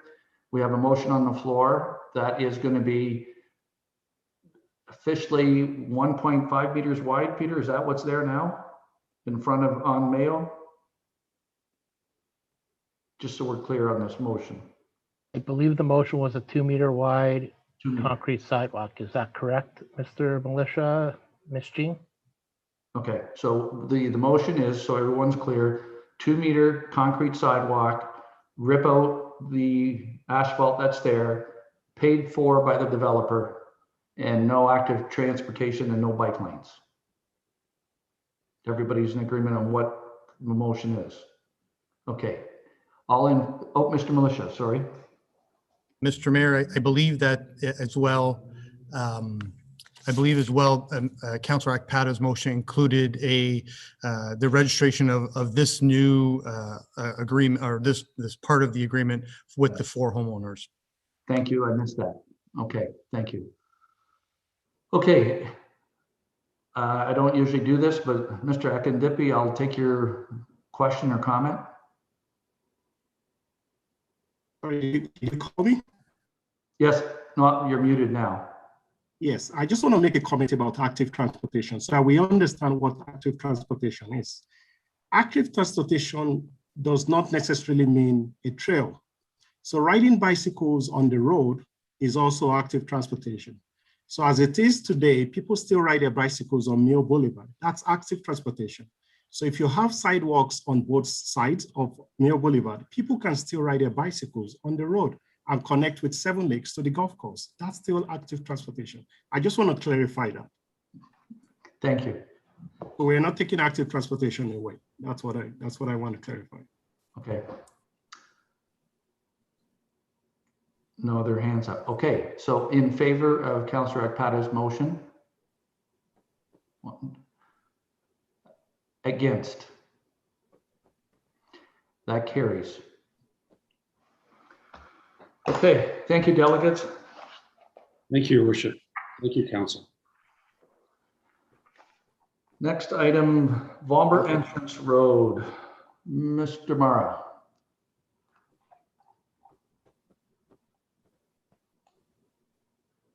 Thank you, Mr. Mayor. Again, this report before you tonight is report number PW 16-2021. It is the Vollmer Entrance Road. Again, this report was a matter that was referred back to administration. It dates back to July of 2019, relative to the existing access road to the Vollmer facility, to the Vollmer site that's from Malden Road, that is currently located between 7290 and 7296 Malden Road. Mr. Mayor, I'm going to share the screen again just to bring up the sketch, please.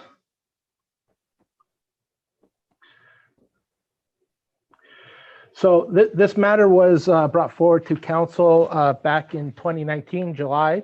It was referred back to administration to review alternatives to access to the Vollmer. At that point, the road was opened when we relocated the Strawberry Festival to the Vollmer, and then it remained open from that point forward. The 2 residents that lived there came forward with information relative to what and how that road was supposed to be left and used. And certainly that was the topic of the previous report.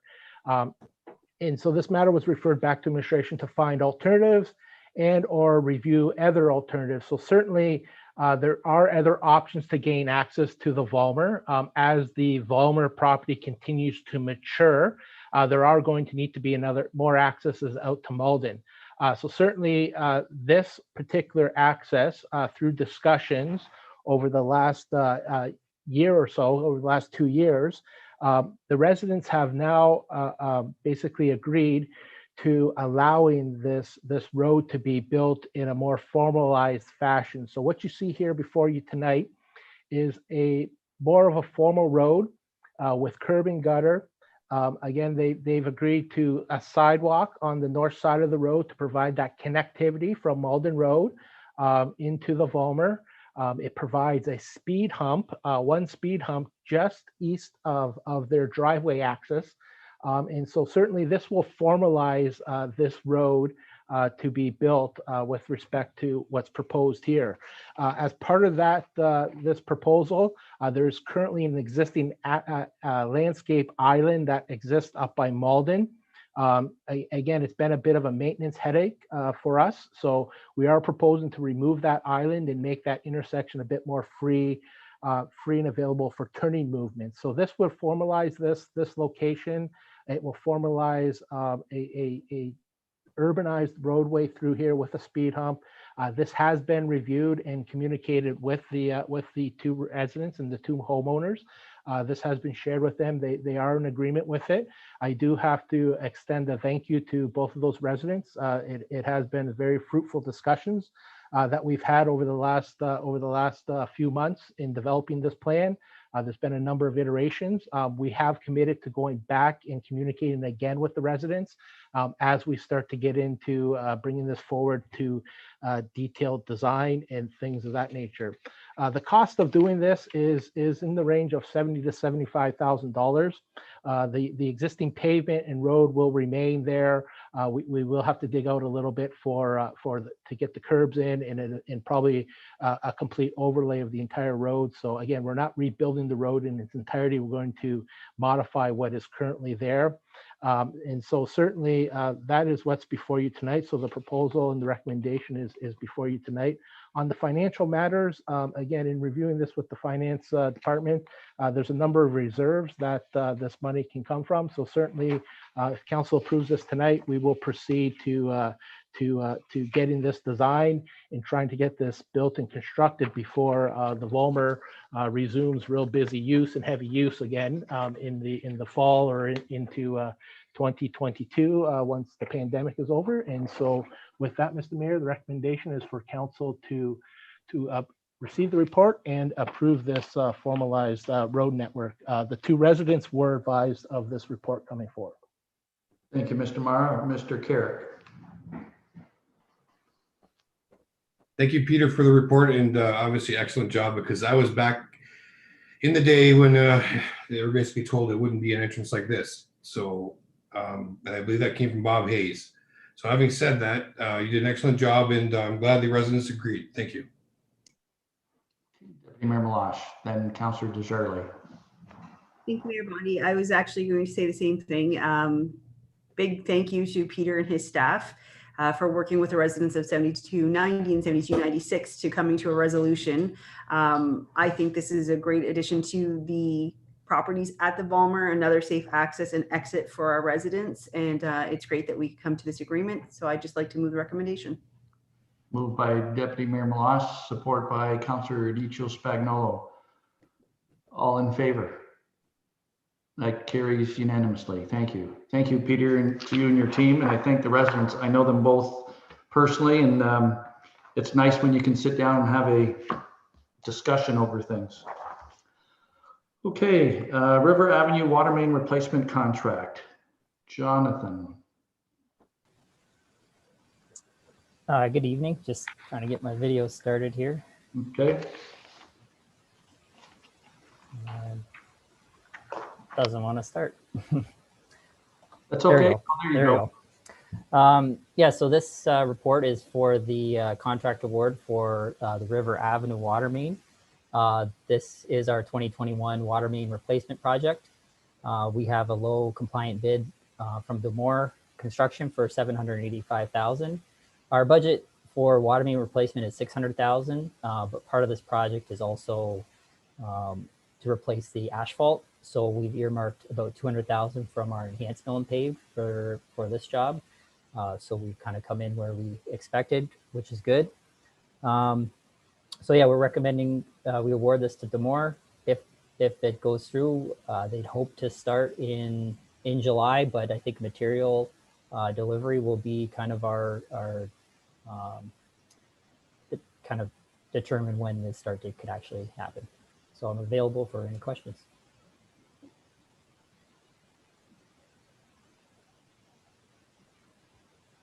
Councillor Akpata, sorry.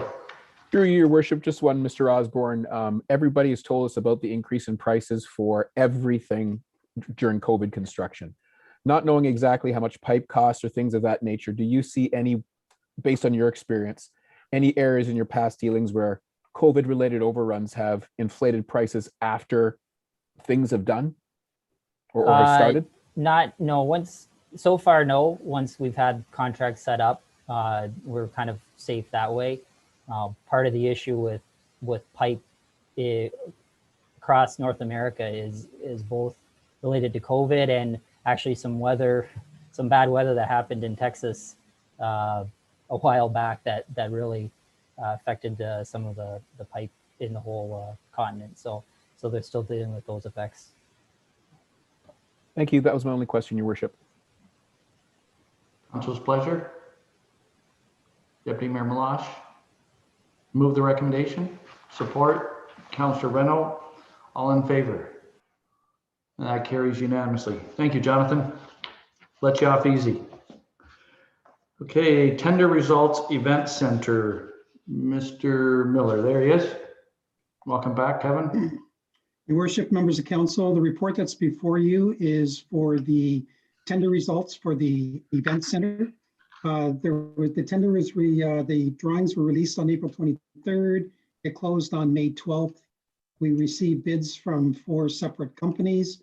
The low tender came in at a total price of just over $6.5 million. And the way the tender was set out, we requested bidders to give us the stipulated price bid.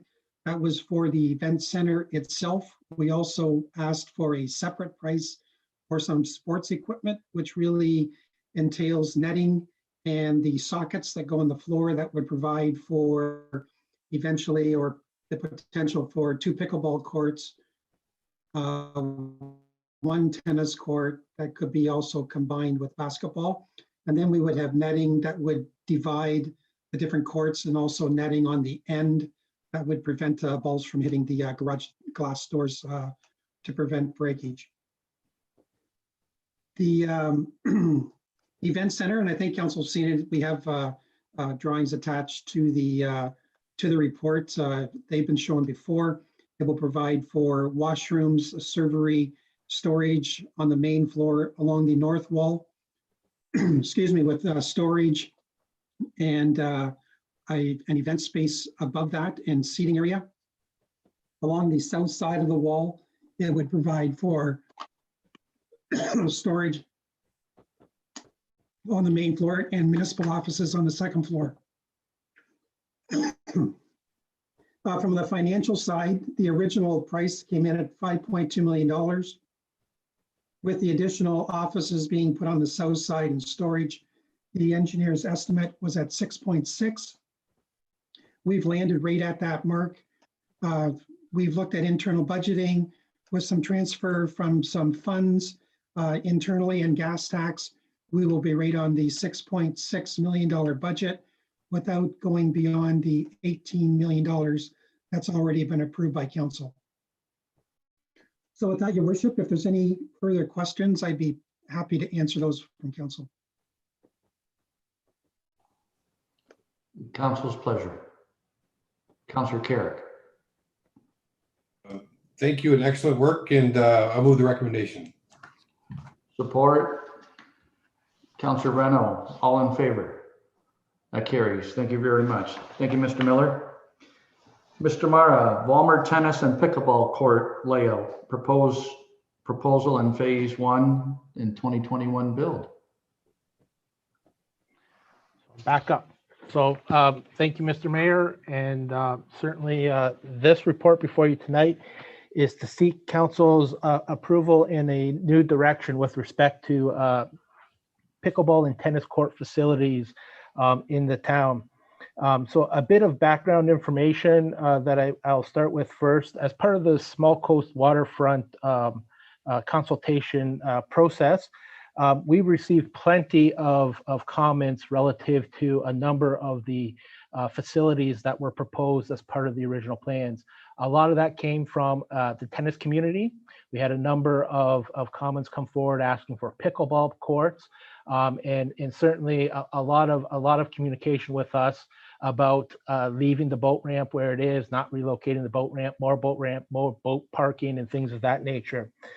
With respect to a lot of those items, they all are gathered in that south vicinity of the overall park. And when we look at what we would be proposing to build in 2021 as part of the grant and expediting that sports zone at the Front Road Park, will really limit some of the abilities for council to address some of these additional things that had come forward. Specifically, when it comes forward through to what we heard from the tennis community. Again, some of the matters that we heard from the tennis community was the need for more than 4 courts. That's pretty difficult to add more than 4 courts down there without revisioning and or reimagining what's happening out there. There was options asked for domed covered courts, and certainly that doesn't fit the vision, and it would be difficult to provide things of that nature. Shaded areas for the players, certainly with the exception of the existing trees, it was a bit difficult to provide shade structures. Benches for players waiting, that was a relatively easy item to provide. That would have been included. Inclusion of a practice area or a warm-up wall, the brick wall where they can hit a ball against. That was a little bit more difficult to kind of support and include. We did look at options of providing that over by where the basketball court is, but it was separated from the tennis courts. And this is all talking about what was happening at the Front Road area of the Small Coast waterfront. Certainly they talked about a need or a desire or a want to host tournaments, junior tournaments, and certainly they talked about more types of premier types of courts where we can add bleachers and things of that nature. And with respect to where we were positioning the sports zone down at the Small Coast waterfront, it was going to be really difficult to try to accommodate bleachers in those locations and provide that spectator view if that was the direction. One of the real big items that was heard loud and clear was the need to ensure that asphalt was properly built and was going to endure the longevity. And certainly what we have discovered when we went through as we've been going through the design process, certainly the soils are not the greatest at that location. Most of that was all old dredge cuts and filled in over the time and over the years. And certainly as we start to look at what we have to do to design courts that are going to last a good while down there, at least the life expectancy of 15 to 20 years, we're starting to put in heftier pavement than what we actually put on roads. It's a pretty hefty pavement that we're having to put down just for playing courts because it is a myriad of organic materials that exist about 5 to 6 feet deep, and we have to bridge that process. So taking all of that into consideration, what administration looked at, and Mr. Mayor, I'm going to share my screen again. What administration looked at was how do we accommodate courts and temporarily reallocate what we had funding for to be built in 2021 at Front Road to build something at the Vollmer. And certainly what we have at Front Road would remain in place as part of that. And it would give this council or any future councils opportunity to reevaluate and revisit what that sports zone is.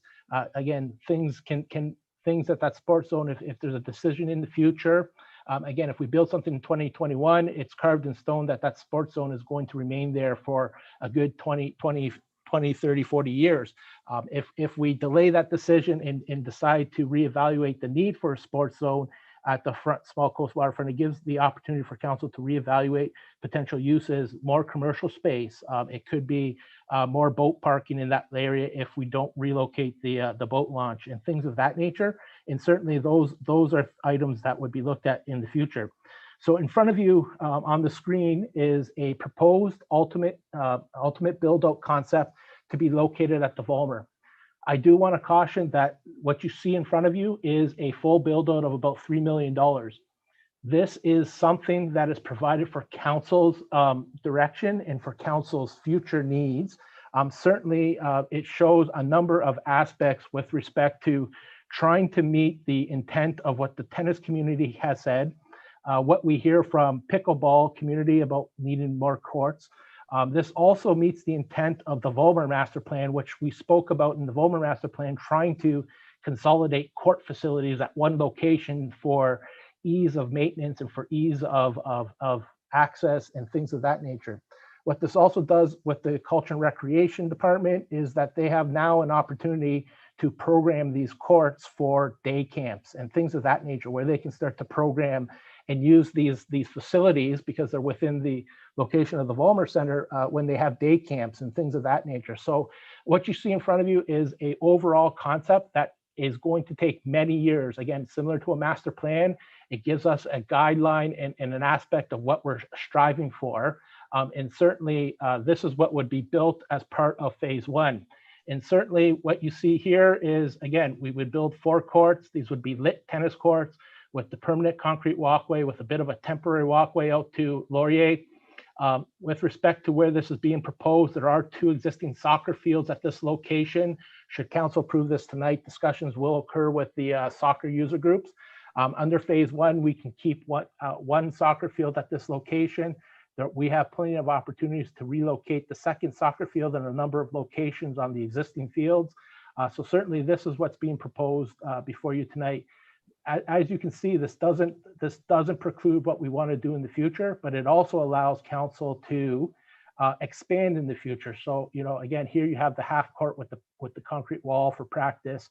If there's a need and a desire in the future, and there's a sponsor that comes forward to build a premier court, you know, instead of another 4 courts, you can maybe build a premier court here, a dome facility for tennis. This also allows pickleball to be isolated and controlled in here. Again, we show 12 pickleball courts. We show eight tennis courts. It's just a concept that provides council with opportunities in the future. And in these locations, we have designated parking facilities. Again, it was just, there's no handicap spots. It was just conceptual nature. As we work through the detailed design, we will carry on and meet the intent of providing some of those other aspects. And again, this proposal provides a shade structure. It provides washrooms, which we don't have currently proposed at Front Road and things of that nature. And again, all future aspects with respect to what is currently being built. So with this, what you see here for phase one can be built with the existing funding and the existing grant that we have. And certainly the recommendation before you tonight is to carry forward and reallocate and approve the overall concept to building court facilities at the Vollmer, and also proceed and approve the building of what we show as phase one. So 4 courts, 4 additional tennis courts into the town's inventory. And these would be 4 new lit courts and really still meeting the intention of the grant for the $450,000. So with that, Mr. Mayor, if you have any questions, I'm happy to answer any. Council's pleasure. Councilor Carrick, then Councilor Renault. Thanks, Your Worship. So just so I understand this correctly, what's the longevity of the courts up on Front Road? Are we planning on doing anything soon? Are we going to prolong the courts, the position that they're in there if we start having this done by this fall, or is it going to be done this year? I think that's part of the grant, right? The 4 courts, the new ones you're proposing at the Vollmer. So I guess I'm concerned just a little bit about the timing and the future staffing of all this and what the impacts are going to be on that. And then understanding it's a $3 million build out, but that doesn't staff anything. That's just the construction, right? So I'm just a little worried about the staffing and how we're moving them around and the extra time it's going to take. Thank you. Through you, Mr. Mayor. The 4 courts at Front Road will remain at that location. They will remain in their current configuration.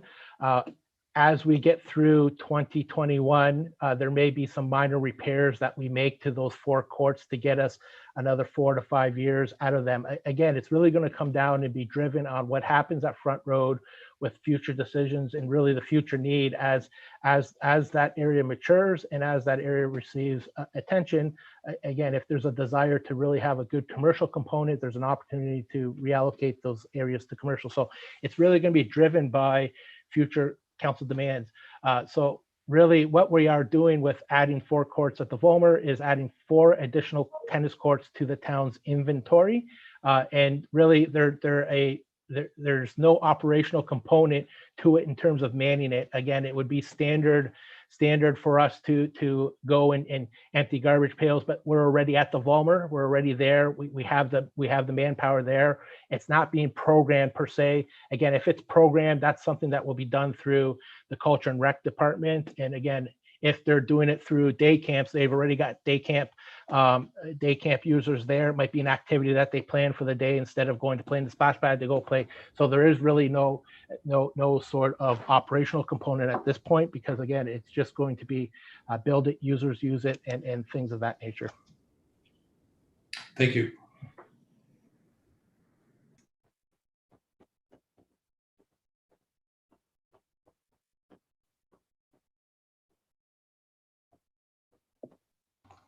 Councillor Reno, and then Councillor Edicio Spagnolo, Councillor Desjardins.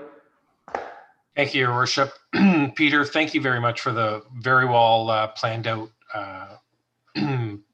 diagram and I can't say well planned out plan, but that's what it is. I'm sure down the road there's going to be some people that are disappointed that we didn't put the brand new courts down at the waterfront. But the fact of the matter is what I heard you say probably 3, if not more times in your presentation was, we listened to what people wanted. We listened to what the tennis people wanted. They wanted the chance to put in bleachers. They wanted this, they wanted that. And, so many times people feel that they aren't heard. But you know what? In this process, I feel that they've been very well heard. And I think what the eventual build out there will be everything they could imagine. And I applaud you for taking those extra steps, for doing the soil samples and knowing that it wasn't the greatest place, even though we all had our hearts set on it. So thank you very much. I will support this motion. Thank you, Councillor Reno. I have Councillor Edicio Spagnolo. Yes, through you.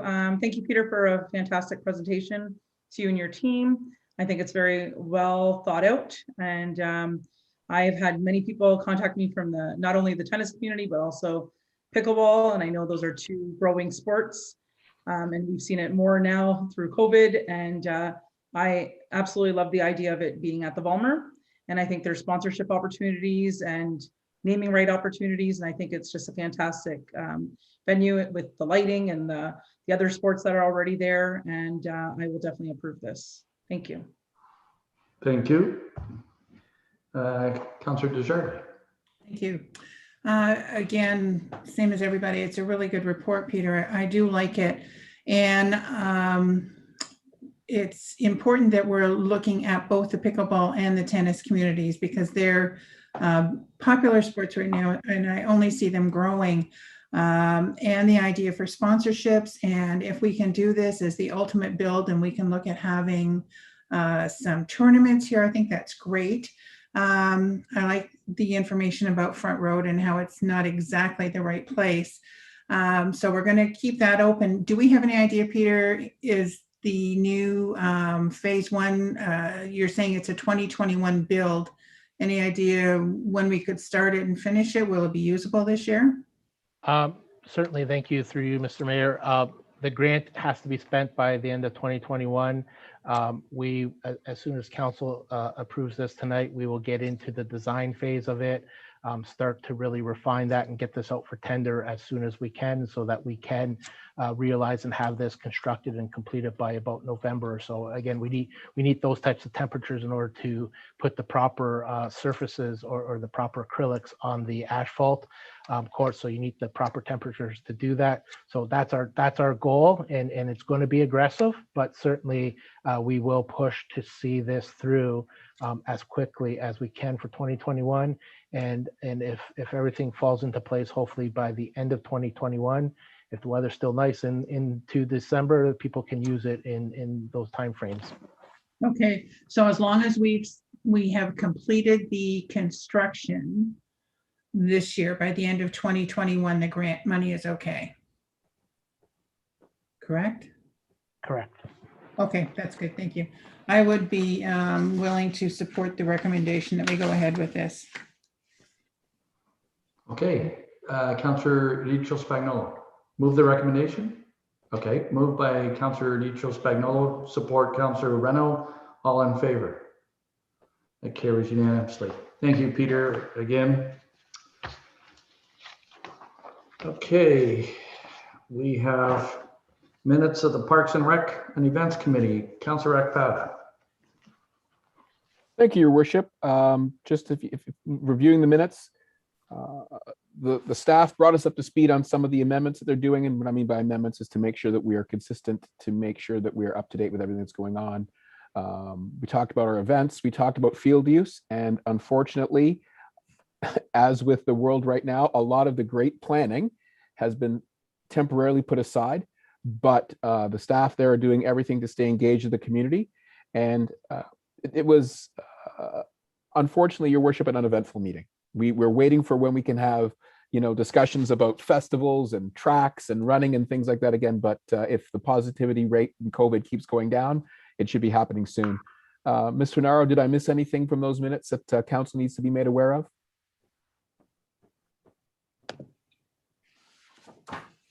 Good evening. I believe you covered everything, and I'm available should there be any further questions.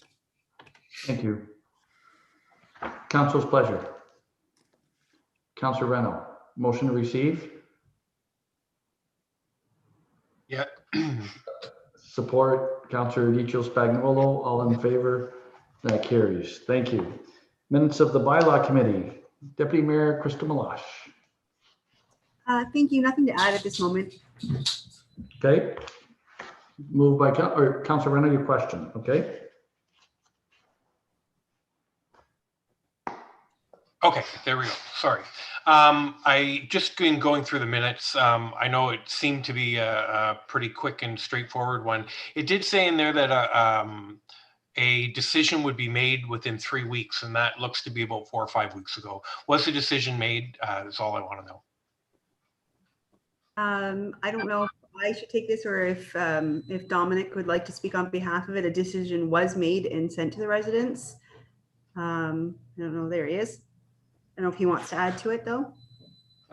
Thank you. I mean, that pretty well sums it up. Yes, the decision was made and I sent out the notification on behalf of the committee to the affected residents and also amongst internal staff that weren't present for the decision meeting. So that way, everybody who needs to be aware was made aware. I'll move to receive. Thank you.